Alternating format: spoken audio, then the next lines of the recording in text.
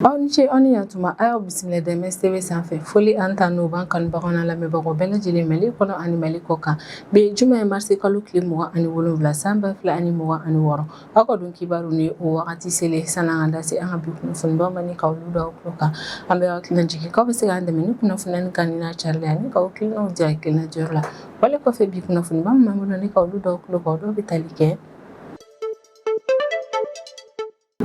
Nafɔ bɛɛ lajɛlen yɛrɛ kɔni b'a kalama cogo min yɛrɛ kɔni OCS ni o ye Office Central de Stupéfiants ni o ye cakɛda ye an ka Mali jamana kɔnɔna na minnu ka baara bɛnnen don ɲɛnaminimafɛn donni kɛlɛmani ka bɔ an ka jamana kɔnɔna na nafɔ bɛɛ lajɛlen b'a kalama cogo an bɛ wagati min na i n'a fɔ ko bi olu cɛdenw yɛrɛ kɔni cɛsirilen don fɛrɛ bɛɛ lajɛlen latigɛ la walasa min ɲɛnaminimafɛnw kana don an ka Mali jamana kɔnɔna na wa fɛn minnu interdit don an ka jamana sariya fɛ o kana na feere ni ka consommer an ka jamana kɔnɔdenw yɛrɛ kɔni fɛ o ko hukumu yɛrɛ de kɔnɔna min yɛrɛ kɔni ye an ka Bamakɔ OCS mɔgɔw yɛrɛ kɔni minnu bɛ an ka Bamakɔ Rive Gauche yɛrɛ kɔnɔna ko le opération belebeleba dɔ yɛrɛ kɔni kɛ araba tɛmɛnen marisi kalo tile 25 san 2026 su opération min yɛrɛ kɔni kɛra ne ka ɲɛsin restaurant dɔw yɛrɛ de kɔni ma ni restaurant yɛrɛ kɔni a kɔni yira k'a fɔ ko min ye shisha ye n'ale ye fɛn min interdit don an ka Mali jamana kɔnɔ na ko de bɛ feere nin yɔrɔ kofɔlen na wa a bɛ consommer nin yɔrɔ nin yɛrɛ kɔnɔ na OCS cɛninw ta don opération yɛrɛ kɔni ɲɛsin nin restaurant kofɔlen in de ma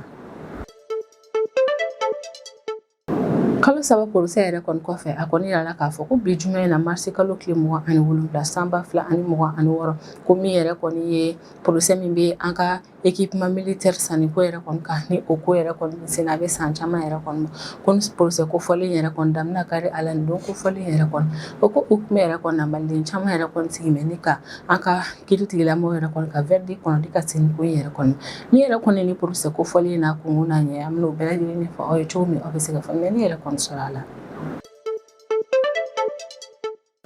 I n'a fɔ bɛɛ lajɛlen b'a kalama cogo min yɛrɛ kɔni banbalici wale maaw ye wagati laban na olu bɛ ka fanga sɔrɔ Nigeria jamana kɔnɔna na kosɛbɛ o ko hukumu yɛrɛ de kɔnɔna na Nigeria ale ni États-Unis kɛmɛ ni k'u fanga fara ɲɔgɔn kan walasa min yɛrɛ kɔni banbalici wale maaw bɛna se ka dankari o la jamana kofɔlen kɔnɔna na o ko hukumu de la don tɛmɛnenw na Nigeria autorité maaw bɔra ni halaseli kɛ ka yira k'a fɔ ko min yɛrɛ kɔni États-Unis ko a ye a ka drone MQ-9 repère yɛrɛ kɔni bila ka taa Nigeria jamana kɔnɔna na walasa banbalici wale maa minnu yɛrɛ kɔni bɛ jamana kofɔlen yɛrɛ kɔni kɔnɔna na ka se ka olu ka baarakɛtaw yɛrɛ kɔni jateminɛ jamana in yɛrɛ kɔni kɔnɔna na Nigeria autorité maaw b'a perpétuer k'a fɔ ko États-Unis filɛ ka drone bila ka taa olu ka jamana kɔnɔ na drone kɛ kun tɛ walasa ka farapo kɛ ka ɲɛsin banbalici wale maaw ma ko drone in nakun ye walasa ka se ka banbalici wale maaw ka ko kɛtaw kɔlɔsi ale ni ka renseignement yɛrɛ kɔni di États-Unis finitigiw ale ni Nigeria ka finitigiw yɛrɛ kɔni ma cogo min u bɛ se ka opération tilennenw yɛrɛ kɔni kɛ ne ka ɲɛsin ne maa ninnu ma jamana in kɔnɔna na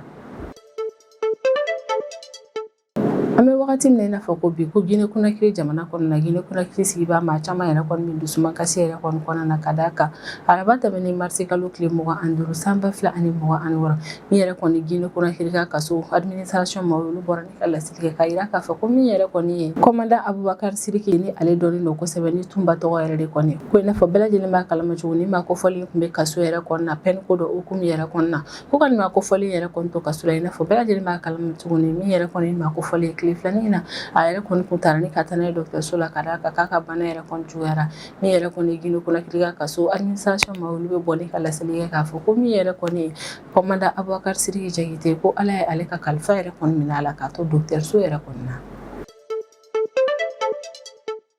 araba tɛmɛnen marisi kalo tile 25 san 2026 sufɛla yɛrɛ kɔni fɛ min ye Donald Trump ni ale ye États-Unis jamana ɲɛmɛ ale tun bɛ kuma yɛrɛ kɔni na parlementaire républicain yɛrɛ kɔni yɔrɔ la Washington localité yɛrɛ kɔni kɔnɔna na ka Donald Trump to nin yɔrɔ kofɔlen yɛrɛ kɔni na maaw caman yɛrɛ kɔni y'a ɲininka ko Donald Trump ale kɔni bɔra ni ka yira k'a fɔ ko min yɛrɛ kɔni ani Iran k'u bɛ négociation la ko ka Iran bɔra ni ka kuma in yɛrɛ kɔni nkalontigiya ko Donald Trump bɛ se ka ɲɛfɔli jumɛn yɛrɛ kɔni kɛ o ko la Donald Trump ka ɲɛfɔli la o ko in yɛrɛ kɔni na ko dɔw wɛrɛ tɛ k'an bɛ wagati min na i n'a fɔ ko bi ko cɛ yɛrɛ de kɔni don États-Unis ale ni Iran bɛ négociation yɛrɛ kɔni na ko mais Iran tɛ fɛ mɔgɔ ka bɔ a kalama wa a bɛ ka kuma yɛrɛ kɔni dogo ka d'a kan ko Iran autorité maaw yɛrɛ kɔni sirannen don n'u nana fɔ diɲɛmɔgɔ ye k'a fɔ k'u yɛrɛ kɔni ye États-Unis bɛ négociation yɛrɛ kɔni na ko min yɛrɛ kɔni Iran maaw ye o dɔw kana na Iran ɲɛmaa ninnu yɛrɛ kɔni faga ka d'a kan u tɛ fɛ négociation ka tɛmɛ jamana fila ni ɲɔgɔn cɛ la ni kunnafoniba de bɛ an bolo kɔrɔ bi an bɛna minnu walawala aw ye bidon kibaru kɔnɔna na min yɛrɛ kɔni an ka OCC ni office central de stupéfiants ni cakɛda an ka Mali jamana kɔnɔna na minnu ka baara bɛnnen don ɲanamafɛn donni kɛlɛli ma an ka Mali jamana kɔnɔna na fɔ bɛɛ lajɛlen yɛrɛ kɔni b'a kalama cogo min yɛrɛ kɔni OCC ma olu cɛsirilen don ɲanamafɛn donni kɛlɛli ma ni ka bɔ an ka Mali jamana kɔnɔna na OCC ma yɛrɛ kɔni y'a yira k'a fɔ k'olu ka baara tɛ ɲanamafɛn dɔrɔn kɛlɛli yɛrɛ kɔni k'an ka Mali jamana kɔnɔna na fɛn minnu interdilen yɛrɛ kɔni don k'olu OCC ma ka baara bɛnnen don fɛrɛlatigɛli la o fɛn interdilen yɛrɛ kɔni kana na feere kuma tɛ ka consommer jamana kɔnɔdenw yɛrɛ kɔni fɛ o ko hukumu yɛrɛ de kɔni na ko araba tɛmɛnen marisi kalo tile 25 san 2026 sufɛ min yɛrɛ kɔni a ka Bamakɔ OCC maaw ye minnu bɛ an ka Bamakɔ Rive Gauche yɛrɛ kɔni na k'olu ye opération belebeleba dɔ yɛrɛ kɔni kɛ walasa min yɛrɛ kɔni shisha in n'ale ye fɛn min interdilen don an ka Mali jamana kɔnɔ ka fɛrɛlatigɛ o kana na consommer jamana kɔnɔdenw fɛ OCC cɛdenw yɛrɛ kɔni ka kɔrɔfɔ la ko ni arabadon in na marisi kalo tile 25 san 2026 sufɛ la nɛgɛ kaɲɛ 1 wagati ka sanga ni miniti 30 yɛrɛ kɔni ko min yɛrɛ kɔni OCC cɛdenw ka équipe dɔ yɛrɛ kɔni olu wulila ne ka fara ɲɔgɔn kan ka taa bila ka jigin yɛrɛ kɔni kɛ club Royce yɛrɛ kɔnɔna na ni yɛrɛ kofɔlen bɛ ACI 2000 yɛrɛ de kɔni kɔnɔna na a kɔni yira la k'a fɔ ko OCC ka cɛden minnu yɛrɛ kɔni taara ni opération yɛrɛ kɔni kɛ ko opération yɛrɛ kɔni kun ɲɛmɔgɔlen kun don contrôleur principal de police Dramane Keita yɛrɛ de kɔni fɛ ko ani man yɛrɛ kɔni bala ni ka taa ni club kofɔlen yɛrɛ kɔni na ACI 2000 yɛrɛ kɔni kɔnɔna na ka da ko kun bɛ ka bisaya k'a fɔ ko min yɛrɛ kɔni shisha ye k'a bɛ feere ni club in na ko a shisha yɛrɛ kɔni bɛ min club kofɔlen kɔnɔna na ko ka sɔrɔ o don interdilen don an ka Mali jamana kɔnɔna na OCC cɛdenw ye tagali min yɛrɛ kɔni kɛ nin yɔrɔ kofɔlen na o kɛ kun de walasa min ye shisha min ni club kofɔlen na ka dankari o la ka da kan i n'a fɔ bɛɛ lajɛlen yɛrɛ kɔni b'a kalama cogo min ye shisha ye ale interdilen don Mali fantan a naani bɛɛ lajɛlen na ko opération min yɛrɛ kɔni taara kɛ ni club Royce yɛrɛ kɔni na ko opération yɛrɛ kɔni nɔba bɔ ka da k'a kɛra sababu ye ni bɔ kɛra kalama k'a fɔ ko réseau dɔ yɛrɛ kɔni kun bɛ ni club kofɔlen yɛrɛ kɔni kɔnɔna na réseau maa minnu ka baara yɛrɛ kɔni kun bɛnnen don ɲɛnaminimafɛn feereli ale ni Amini yɛrɛ de kɔni ma club kofɔlen kɔnɔna na ko OCC cɛdenw ye opération min yɛrɛ kɔni kɛ o kɛra sababu ye n'o dankari o réseau in yɛrɛ kɔni na ko opération yɛrɛ kɔni senfɛ ko bolodarafɛnba dɔw yɛrɛ kɔni ka bolodarafɛn minnu ka kɛrɛnkɛrɛnnenya la o de ye ko shisha baara dafalen 38 bolodariw kan shisha charbon carton 3 shisha arôme carton 1 ale ni shisha cigarette yɛrɛ kɔni na a kɔni yira la k'a fɔ ko OCC cɛdenw taara ni opération min yɛrɛ kɔni kɛ nin yɔrɔ kofɔlen na k'u y'u bolo da ni fɛnba nin yɛrɛ de kɔni kan wale min yɛrɛ kɔni kɛra sababu ni bɛɛ lajɛlen y'a faamu k'a fɔ ko tiɲɛ yɛrɛ kɔni na ko OCC cɛdenw kɔni opération yɛrɛ kɔni nɔba bɔ ka da kan u y'u bolo da ni fɛnba minnu yɛrɛ kɔni kan ni fɛn bɛɛ lajɛlen interdilen don an ka jamana kɔnɔna na ko saisiba in bɛɛ lajɛlen fɛnɛ kɛlen yɛrɛ kɔni kɔfɛ ko min ye OCC cɛdenw ye u y'u bolo da maa 18 yɛrɛ kɔni kan ko bolo bɛ da ni maa 18 ninnu kan wagati min na o y'a sɔrɔ olu yɛrɛ kɔni kun bɛ shisha min yɛrɛ de kɔni na o dun yɛrɛ kɔni infraction ba ye an ka jamana kɔnɔna na ko maa 18 yɛrɛ kɔni na 13 o ye cɛ ye 5 o kɔni ye musow de ye ko ni maa 18 minnu yɛrɛ kɔni fɛnɛ minɛna maa 17 o bɛɛ lajɛlen an ka Mali jamana kɔnɔden ma ko maa tɔ kelen ale kɔni ye Ghana ka jamana kɔnɔden yɛrɛ de kɔni ye ko ni opération belebeleba min yɛrɛ kɔni kɛra OCC cɛdenw yɛrɛ kɔni fɛ opération yɛrɛ kɔni bɛ tali kɛ OCC directeur général ni o ye colonel major Fuseni Keita yɛrɛ kɔni ale ye bilasiralikan min yɛrɛ kɔni di a ka cɛdenw ma ni o de ye ko min yɛrɛ kɔni ye shisha ko ta fanfɛla ale ni fɛn interdit ko ta fanfɛla an ka Mali jamana kɔnɔna na ko OCC cɛdenw kana na hinɛ kɛ o ko yɛrɛ kɔnɔna ko n'u bolo da maa ma ka nin ko hukumu yɛrɛ kɔnɔna ko sanction gɛlɛn ka ta ne ka ɲɛsin o ma wa OCC cɛdenw fɛ ne ka nin opération ba min yɛrɛ kɔni kɛ opération yɛrɛ kɔni bɛ tali kɛ OCC ɲɛmɔgɔ yɛrɛ kɔni ka o bilasiralikan de lawaleyali yɛrɛ kɔnɔna wa min yɛrɛ kɔni colonel major Fuseni Keita ni ale de OCC directeur général yɛrɛ kɔni ale ye bilasiralikan gɛlɛnmanba di a ka cɛdenw yɛrɛ kɔni ma a y'a yiru la k'a fɔ ko min yɛrɛ kɔni shisha interdit ko ye an ka Mali jamana kɔnɔna na ko min OCC cɛdenw ye u k'u jija o interdiction yɛrɛ kɔni ka labato Mali jamana kɔnɔden bɛɛ lajɛlen fɛ k'a kɛra foroba yɔrɔw ye a kɛra établissement privé yɛrɛ kɔni ko min OCC cɛdenw k'u jija min yɛrɛ kɔni shisha o kana na min ni yɔrɔ nin si yɛrɛ kɔni na wa min yɛrɛ kɔni OCC direction ma ye u bɛ hakilisi kuma fɔ Mali jamana kɔnɔden bɛɛ lajɛlen k'a fɔ ko min yɛrɛ kɔni ye jamana kɔnɔdenw jateminɛli yɛrɛ kɔni shisha min ko ta fanfɛla la k'o bɛ continuer Bamakɔ fantan a naani bɛɛ lajɛlen na walasa jamana kɔnɔdenw ka kɛnɛya ko o bɛ se ka sabati min fɛnɛ ye jamana yɛrɛ kɔni ka sariya u ka se ka labato jamana kɔnɔdenw bɛɛ lajɛlen yɛrɛ kɔni fɛ wagati min na i n'a fɔ o bi procès ko min kun bɛ sen na an ka Mali jamana kɔnɔna na ni ye a kalo 3 yɛrɛ kɔni ni procès ko fɔlen yɛrɛ kɔni Mali jamana kɔnɔden bɛɛ lajɛlen yɛrɛ kɔni kun sigi mɛ ni ka a kɔnɔ yɛrɛ la k'a fɔ ko danbe kari procès yɛrɛ kɔni na bi juma in na marisi kalo tile 27 san 2026 an ka Mali jamana yɛrɛ kɔni kɔnɔna na o procès ko fɔlen yɛrɛ kɔni bɛ tali kɛ juma na o ye équipement militaire min sanani ka di an ka Mali finitigilakaw yɛrɛ kɔni ma san tɛmɛnenw yɛrɛ kɔni na ni a yira la k'a fɔ ko équipement militaire sanni ko in yɛrɛ kɔni na ko min yɛrɛ kɔni ye jamana jamana ka nafolo ye ko caman yɛrɛ kɔni détourné la ni procès kofɔlen yɛrɛ kɔni kɔnɔna yirala k'a fɔ ko accusé 18 yɛrɛ de kɔni b'o la o accusé 18 yɛrɛ kɔni na fintigilakaw b'o la civiliw b'o la wa ministre kɔrɔw yɛrɛ kɔni bɛ o fɛnɛ na kɔni yirala k'a fɔ ko bi jumɛn in na marisi kalo tile 27 san 2026 ko ni maa 18 bɛɛ lajɛlen yɛrɛ kɔni ni min ka kan k'u bɛna o yɛrɛ kɔni dɔn ka bɔ an ka Mali kiiritigilamaw ka yɔrɔ la araba tɛmɛnen marisi kalo tile 25 san 2026 audience min yɛrɛ kɔni kɛra ni procès kofɔlen yɛrɛ kɔni na ni an bɛ wagati min na i n'a fɔ ko bi kiiritigɛ ko in yɛrɛ kɔni bɛ an ka Mali chambre criminelle maaw yɛrɛ de kɔni bolo ni olu spécialisé don kosɛbɛ sɔrɔ ko ale ni financière ko yɛrɛ kɔni na ko o don procès kofɔlen yɛrɛ de kɔni senfɛ min yɛrɛ kɔni an ka nin kiiritigilamaw yɛrɛ kɔni olu y'a yira k'a fɔ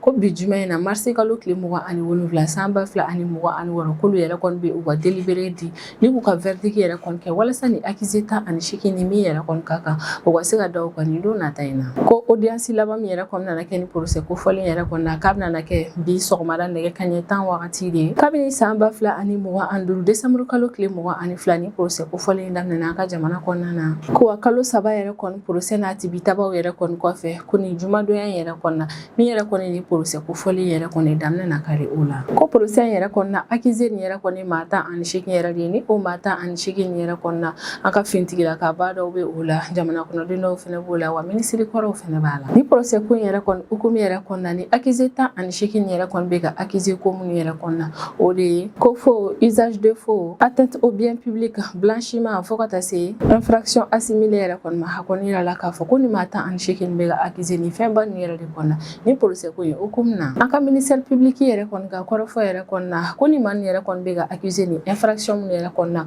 ko ye infraction nin yɛrɛ kɔni kɛ marché ko dɔ yɛrɛ de kɔni na ni ni marché kofɔlen yɛrɛ kɔni na min ye kɛlɛkɛminɛ o tun bɛ ka sanni ka di an ka Mali fintigilakaw yɛrɛ kɔni ma wa marché in yɛrɛ kɔni kɛra san 2015 wagati an ka Mali état ale ni société sud africaine ni o ye Paramount ale ni société brésilienne dɔ yɛrɛ de kɔni ɲɔgɔn cɛla ni o ye Embraer yɛrɛ kɔni a kɔni yirala k'a fɔ ko ni contrat tɛmɛna Mali état ni société ba fila ni yɛrɛ de kɔni ɲɔgɔn cɛla san 2015 wagati ko wa ni contrat min tɛmɛna ninnu ɲɔgɔn cɛla contrat yɛrɛ kɔni tun bɛ tali kɛ kɛlɛkɛminɛn sanni ko dɔ de la ni ka di an ka Mali fintigilakaw ma ni wagati in na araba tɛmɛnen marisi kalo tile 25 san 2026 procès ko yɛrɛ kɔni na min yɛrɛ kɔni ministère public ale ye laɲini min kɛ kiiritigilamaw fɛ o de ye ko ni kiiritigɛ ko baara yɛrɛ kɔni na ko accusé 13 minnu yɛrɛ kɔni bɛ yen nɔ n'olu bɛ procès kɛyɔrɔ in na ko k'olu bɛɛ lajɛlen kɔnɔna ni san 10 kaso kɛli la wa ni maa nin yɛrɛ kɔni bɛ san 10 in dafalen kɛ liberté provisoire ko kuma t'a la ko procès yɛrɛ kɔni na accusé 5 tɔ ninnu yɛrɛ kɔni n'olu bolilen don an bɛ wagati min na i n'a fɔ ko bi ko min yɛrɛ kɔni kiiritigilamaw ye k'u ka o maa nin yɛrɛ kɔni kɔnɔna si kaso kɛli yɛrɛ de kɔni na an bɛ wagati min na i n'a fɔ contentieux de l'État yɛrɛ kɔni ka fanfɛla la ale kɔni y'a yira k'a fɔ ko min yɛrɛ kɔni accusé ninnu ye k'ale bɛ fɛ u ka wari min yɛrɛ kɔni sara o wari yɛrɛ kɔni ka ca ni CFA wari miliyari 18 yɛrɛ kɔni contentieux de l'État yɛrɛ kɔni ka kɔrɔfɔ yɛrɛ kɔni na ko min yɛrɛ kɔni ni CFA wari miliyari 18 yɛrɛ kɔni n'ale bɛ fɛ kiiritigilamaw ka accusé nin yɛrɛ kɔni kɔnɔna ni o sarali yɛrɛ kɔni na ko CFA wari miliyari 18 yɛrɛ kɔni na ko CFA wari miliyari 11 ko u bɛ o sara contrat Paramount ko ta fanfɛla yɛrɛ kɔni na ko min yɛrɛ kɔni CFA wari miliyari 7 ale ni dɔ bɔyan ko yɛrɛ kɔni ko accusé nin bɛ o sara yɛrɛ kɔni contrat Embraer yɛrɛ kɔni ko kunkɔrɔ min yɛrɛ kɔni partie civile yɛrɛ kɔni ale ye laɲini min kɛ an ka kiiritigilamaw fɛ o de ye ko accusé nin yɛrɛ kɔni ka CFA wari miliyari 15 yɛrɛ kɔni sara état yɛrɛ kɔni k'o kɛ dommage ale ni intérêt ye k'a ka k'u ka wale yɛrɛ kɔni kɔnɔna na u ye tɔɲɔ yɛrɛ kɔni don état kunna min yɛrɛ kɔni accusé nin yɛrɛ kɔni ka avocat yɛrɛ kɔni kabini procès yɛrɛ kɔni daminɛna olu bɛ ka min yɛrɛ kɔni fɔ o de ye k'a fɔ k'olu ka client yɛrɛ kɔni ye innocent ye k'u ma foyi yɛrɛ kɔni kɛ nin ko in yɛrɛ kɔni na nka min yɛrɛ kɔni ye contentieux de l'État ale ni an ka ministère public yɛrɛ kɔni olu kɔni bɛ k'a yira k'a fɔ ko ni maa nin yɛrɛ kɔni ma fɛn kɛ ko kuma la majɛ minnu yɛrɛ kɔni ye contrat yɛrɛ kɔni sɔrɔ ko o boda bɔra jɔn yɛrɛ de kɔni yɔrɔ la an kɔni bɛ wagati min na i n'a fɔ ko bi juma in na marisi kalo tile 27 san 2026 daminɛ na kari ni procès yɛrɛ kɔni na ni kiiritigilamaw yɛrɛ kɔni peine min yɛrɛ kɔni di ni accusé 18 nin yɛrɛ kɔni ma an bɛna an da se olu bɛɛ lajɛlen ma ni ka olu walawala aw ye cogo min aw bɛ se ka faamuyali yɛrɛ kɔni sɔrɔ a la ni procès ko min yɛrɛ kɔnɔna na kɛ an ka Mali jamana yɛrɛ kɔni kɔnɔna na o bɛna na kɛ cikan gɛlɛnba de ye ni ka se yuruguyurugukɛlaw ma an ka Mali jamana kɔnɔna na k'a yir'u la k'a fɔ ko jamana yɛrɛ kɔni ka wari suɲɛni yɛrɛ kɔni k'a tɛ to juru sarabali yɛrɛ kɔni k'e maa o maa ye tɔɲɔ yɛrɛ kɔni don état yɛrɛ kɔni kunna i ka baara ko hukumu yɛrɛ kɔnɔ na k'i k'a dɔn k'a fɔ ko siga t'a la k'i bɛ sanctionné wa i bɛ ɲangi a ko yɛrɛ kɔnɔ na wa i ye tɔɲɔ min don état kun i bɛ o wari fɛnɛ yɛrɛ kɔni sara jamana in kɔnɔna na Sisan an bɛ tɛmɛ n'an ka jamana kɔfɛ kibaruyaw ye o kɔnɔna na an bɛ taa Nizeriya jamana kɔnɔna na. K'an bɛ wagati min na i n'a fɔ ko bi ko min yɛrɛ kɔni États-Unis k'ale yɛrɛ kɔni bɛ ka a ka drone MQ9 Reaper yɛrɛ de kɔni utiliser walasa ka se ka renseignement yɛrɛ kɔni sɔrɔ Nizeriya jamana kɔnɔna na. Wa an bɛ wagati min na i n'a fɔ ko bi ka sanga ni jihadistes ale ni terroristes yɛrɛ kɔni ka menace fanga bonyani ye kosɛbɛ Nizeriya jamana kɔnɔna na f'a bɛ ka kɛ sababu ye ka na lakanako gɛlɛya in jamana in yɛrɛ kɔnɔna na o hukumu yɛrɛ de kɔnɔna min yɛrɛ kɔni États-Unis ale ni Nizeriya olu kɛ mɛ ni k'u bolo di ɲɔgɔn ma walasa ka jɛ ɲɔgɔn fɛ ka ni maa ninnu yɛrɛ kɔni kɛlɛ ka bɔ jamana kofɔlen in kɔnɔna na. Jamana fila nin ka o bolo di ɲɔgɔn ma ko hukumu yɛrɛ de kɔnɔna laseli yɛrɛ kɔni kɛra k'a fɔ ko min yɛrɛ kɔni États-Unis ko ale a ka drone MQ9 Reaper yɛrɛ kɔni utiliser Nizeriya jamana kɔnɔna na walasa ka se ka mission de reconnaissance ale ni banbaci wale maaw yɛrɛ kɔni ka renseignement sɔrɔ jamana in kɔnɔna na. États-Unis ka drone kofɔlen yɛrɛ kɔni a yirala k'a fɔ ko drone yɛrɛ kɔni bɛ se ka frappe yɛrɛ kɔni kɛ ko nka u bɛ ka utiliser min yɛrɛ kɔni kɛ Nizeriya jamana kɔnɔna na u bɛ ka utiliser cadre min kɔnɔna na o de ye ka se ka banbaci wale maaw ka taa ni ka segin yɛrɛ kɔni dɔ jamana in kɔnɔna na u bɛ ka ko minnu kɛ ka olu dɔn ko nka drone in yɛrɛ kɔni tɛna na frappe kɛ ni ka ɲɛsin banbaci wale jɛkulu ma jamana in yɛrɛ kɔni kɔnɔna na u bɛna to banbaci wale maa ninnu ka ko kɛtaw yɛrɛ de kɔni dɔrɔn jateminɛli la Nizeriya jamana kɔnɔna na. K'an bɛ wagati min na i n'a fɔ ko bi États-Unis ale ka instructeur 200 bɔɲɔgɔnkɔ olu yɛrɛ kɔni bɛɛ lajɛlen yɛrɛ kɔni bɛ Nizeriya jamana kɔnɔna na kɛrɛnkɛrɛnnenya la Boshi État yɛrɛ kɔni kɔnɔna na walasa min yɛrɛ kɔni Nizeriya ka fintigilakaw yɛrɛ kɔni ka se ka olu former dɔnniya dɔw yɛrɛ kɔni na kɛrɛnkɛrɛnnenya la banbaci wale maaw yɛrɛ kɔni kɛlɛ cogo la. Ko an bɛ wagati min na i n'a fɔ ko bi Nizeriya ale ni États-Unis olu kɔni kɛn bɛ ka cellule fila yɛrɛ kɔni sigi sen ka cellule fila min yɛrɛ kɔni kɔnɔna na cellule fila nin bɛɛ lajɛlen yɛrɛ kɔni bɛ renseignement yɛrɛ kɔni di ɲɔgɔn ma walasa u bɛ se ka fɛɛrɛ latigɛ cogo min don n'a nataw yɛrɛ kɔnɔ u bɛ se k'u ka opération yɛrɛ kɔni dalakɛ ni ɲɔgɔn ye ka opération kɛrɛnkɛrɛnnenw kɛ ni ka ɲɛsin banbaci wale maa ninnu yɛrɛ kɔni ma Nizeriya jamana kɔnɔna na. I n'a fɔ bɛɛ lajɛlen yɛrɛ kɔni b'a kalama cogo min kabini san 2009 wagati min yɛrɛ kɔni ye jihadistes yɛrɛ kɔni ka menace ye o bɛ ka kɛ Nizeriya jamana yɛrɛ kɔni ka kɛrɛnkɛrɛnnenya la Nizeriya Nord-Est yan fanfɛla yɛrɛ kɔni na ko wa jihadistes yɛrɛ kɔni fɛnɛ ta kɔfɛ min yɛrɛ kɔni jɛkulu maramafɛntigi dɔw olu fɛnɛ bɛ ka wale juguw ta ni ka kɛ Nizeriya Nord-Ouest ale ni a camancɛ yan fanfɛla yɛrɛ kɔni na ko États-Unis bɛ ka ni jukɔrɔmadon min yɛrɛ kɔni kɛ ni ka ɲɛsin Nizeriya yɛrɛ kɔni ma o kɛ kun de ye walasa ka se ka Nizeriya ka fintigilakaw yɛrɛ kɔni fanga yɛrɛ kɔni bonya kosɛbɛ cogo min u bɛ se ka banbaci wale maa ninnu menace kɛlɛni ka bɔ jamana in kɔnɔna na ale ni lakanabaliya min yɛrɛ kɔni bɛ Nizeriya jamana kɔnɔna na ka se ka Nizeriya fintigilakaw yɛrɛ kɔni dɛmɛ o kɛlɛ la ne ka bɔ u ka jamana kɔnɔna na ko an bɛ wagati min na i n'a fɔ ko bi o bolo di ɲɔgɔn ma ko min yɛrɛ kɔni bɛ Nizeriya ale ni États-Unis ɲɔgɔn cɛ la o ko hukumu yɛrɛ de kɔnɔna ni États-Unis ale filɛ ni k'a kan drone kofɔlen yɛrɛ kɔni bila ka taa Nizeriya jamana kɔnɔna na walasa ka se ka mission de reconnaissance ale ni ka banbaci wale maaw ka ko kɛtaw yɛrɛ kɔni surveiller jamana in kɔnɔna na ko nka drone ninnu nakun yɛrɛ kɔni tɛ frappe kɛli u bɛ ka na dɔrɔn ka banbaci wale maaw yɛrɛ kɔni ka ko kɛtaw de jateminɛ jamana in kɔnɔna na walasa don n'a nataw yɛrɛ kɔni na min yɛrɛ kɔni ye Nizeriya ka fintigilakaw ale ni États-Unis ka fintigilakaw bɛ se k'u ka opération yɛrɛ kɔni dalakɛ ɲɔgɔn ye ni ka kɛlɛba kɛ ka ɲɛsin banbaci wale maaw ma wale min bɛ kɛ sababu ye ni danbe ka di maa ninnu yɛrɛ kɔnɔna jamana in kɔnɔna na wa min yɛrɛ kɔni lakanabaliya ye o kɔni bɛ kɛlɛ kosɛbɛ Nizeriya jamana kɔnɔna na. An bɛ wagati min na i n'a fɔ ko bi Guinée Conakry jamana kɔnɔna na Guinée Conakry jamana kɔnɔden dɔw yɛrɛ kɔni bɛ olu bɛ dusumankasi yɛrɛ kɔni kɔnɔna na ka d'a kan araba tɛmɛnen marisi kalo tile 25 san 2026 min yɛrɛ kɔni ye Guinée Conakry ka direction nationale de l'administration pénitentiaire et de la réinsertion maaw yɛrɛ kɔni olu bɔra ni ka laselikɛ nin don kofɔlen na k'a yira k'a fɔ ko min yɛrɛ kɔni commandant Abubakar Sidiki Jakite yɛrɛ kɔni ni ale lakodɔnnen don kosɛbɛ ni Tumba tɔgɔ yɛrɛ de kɔni Guinée Conakry jamana kɔnɔna na ko ala ni ma kofɔlen ka kalifa yɛrɛ kɔni minɛ a la min yɛrɛ kɔni Abubakar Sidiki Jakite ale kɔni fintigila ka kɔrɔ ye Guinée Conakry jamana yɛrɛ kɔni kɔnɔna na wa ni ma kofɔlen kun datugu bɛ kaso la ka d'a kan a kun bɛ ka peine yɛrɛ de kɔni kɛ ko ala ni ma kofɔlen yɛrɛ kɔni ka kalifa yɛrɛ kɔni minɛ a la Guinée Conakry fintigilakaw ka dɔgɔtɔrɔso dɔ yɛrɛ kɔni na ni o ye kan Samori Touré yɛrɛ kɔni ko wa ni ma kofɔlen yɛrɛ kɔni ka fatu o y'a sɔrɔ a ka bana yɛrɛ de kɔni juguyara k'a to kaso kɔnɔna na Guinée Conakry yɛrɛ kɔni ka administration pénitentiaire maaw yɛrɛ kɔni bɛ laseli yɛrɛ kɔni kɛ communiqué la communiqué min yɛrɛ kɔni na min yɛrɛ kɔni ye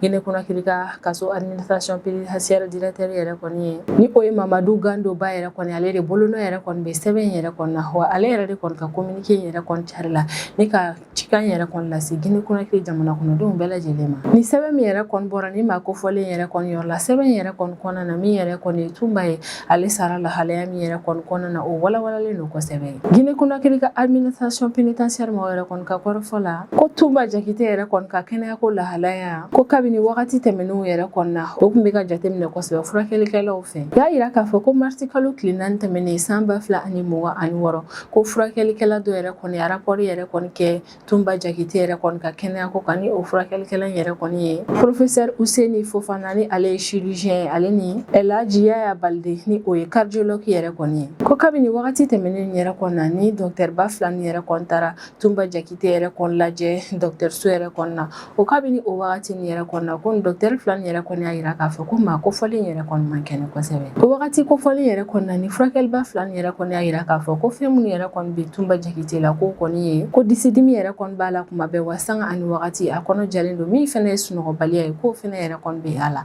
Min ni docteur ba fila ni olu y'a yira k'a fɔ ko min yɛrɛ kɔni Tumba Jakite ko ni fɛn ninnu de bɛ k'a sɛgɛn kaso yɛrɛ kɔni kɔnɔna na. Ko wagati min ni docteur fila ni yɛrɛ kɔni bɛ taa ni consultation yɛrɛ kɔni kɛ Tumba Jakite la o y'a sɔrɔ Guinée Conakry jamana yɛrɛ kɔni kɔnɔna na ko ya tribunal de grande instance o procureur de la république yɛrɛ kɔni kun bɛ yen nɔ. Wa min fɛnɛ ye Tumba Jakite ka avocat yɛrɛ kɔni ni o ye maître Lancelot Sila yɛrɛ kɔni ko maa kofɔlen yɛrɛ kɔni fɛnɛ yɛrɛ kɔni kun bɛ ni consultation kɛyɔrɔ in na. Communiqué yɛrɛ kɔni kɔnɔna na Guinée Conakry ka administration pénitentiaire maaw yɛrɛ kɔni b'a perepelatigɛ k'a fɔ ko min yɛrɛ kɔni ye Tumba Jakite k'a ka bana nin bɛɛ lajɛlen yɛrɛ kɔni juguyara marisi kalo tile 23 san 2026 sufɛla yɛrɛ de kɔni fɛ. Ko nin don kofɔlen yɛrɛ kɔni na kaso yɛrɛ kɔni na min ye Tumba Jakite yɛrɛ kɔni ye ale kirinna de ko kabini a kɔni kirinna min yɛrɛ kɔni ye kaso maaw ye u nana ta teliya la ni ka taa n'a ye hôpital militaire kan Samori Touré yɛrɛ kɔni na. Administration pénitentiaire maaw yɛrɛ kɔni ka kɔrɔfɔ la k'ali n'a sɔrɔ min yɛrɛ kɔni ye Tumba Jakite a taara teliya la ni ka taa n'a ye docteur so yɛrɛ kɔni na wa ani furakɛli min ka kan u bɛɛ lajɛlen yɛrɛ kɔni dara ka ko n'a taw ta min yɛrɛ kɔni Tumba Jakite yɛrɛ kɔni ale kun tɛ ka kɛnɛya ko wale yɛrɛ de kɔni kɔfɛ araba tɛmɛnen marisi kalo tile 25 san 2026 sufɛla nɛgɛ kanɲɛ 4 wagati ka sanga ni miniti 35 yɛrɛ kɔni ko min yɛrɛ kɔni Tumba Jakite ko ala ye ale ka kalifa yɛrɛ kɔnɔna la k'a to docteur so kofɔli in na min yɛrɛ kɔni Guinée Conakry ka administration pénitentiaire maaw yɛrɛ kɔni olu y'a yira k'a fɔ k'an bɛ wagati min na i n'a fɔ ko bi k'u yɛrɛ kɔnɔna na rapport warawalalen dɔ yɛrɛ kɔni dilan rapport warawalalen min yɛrɛ kɔni kɔnɔna na min yɛrɛ kɔni Tumba Jakite ale sara lahalaya mun na ale ni bana minnu kun b'a la k'u bɛɛ lajɛlen kɛ o la walasa ka se ka o di Guinée Conakry kiiritigilamaw yɛrɛ kɔni ma walasa ni min yɛrɛ kɔni kan ka kɛ don nataw la kiiritigilamaw yɛrɛ kɔni ka o fɔ nin yɔrɔ in yɛrɛ kɔni na an bɛ dugawu de kɛ banbagatɔ yɛrɛ kɔni k'ala ka badabada dali nɔgɔya ye. Ni bɛ dan sigi an ka bidon kibaru la an b'an kanubaga n'an lamɛnbagaw bɛɛ lajɛlen fo Mali kɔnɔ ani Mali kɔ kan an bɛ hakilina jigin k'aw bɛ se k'an dɛmɛ ni kunnafoniya ni kanni n'a carili ni k'aw kilinaw di hakilina diyɔrɔ la wale kɔfɛ an b'a fɔ a ɲɛna ko aw k'an bɛn a ɲɔgɔnna wɛrɛ ma.